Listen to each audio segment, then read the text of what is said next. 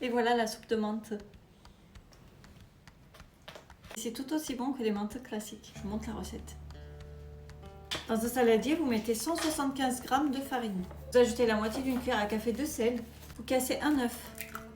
Vous commencez à pétrir en ajoutant progressivement de l'eau tiède. Vous arrêtez quand vous obtenez une pâte assez ferme.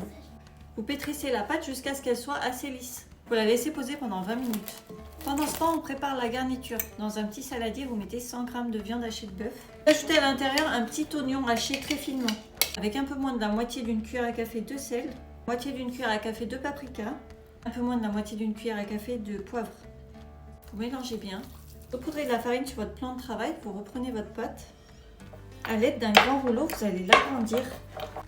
Quand vous obtenez une pâte assez grande et assez fine, vous faites des bandes de la même largeur. Et ensuite, vous les ferez dans le sens opposé pour pouvoir faire des carrés. Ensuite, vous prenez la viande, vous en mettez au centre de chaque petit carré. Quand vous avez fini cette étape, vous farinez un plat et la partie la plus longue commence. Vous allez former vos menthes. Comme ceci. Vous les disposez au fur et à mesure sur la farine. Voilà ce qu'on obtient.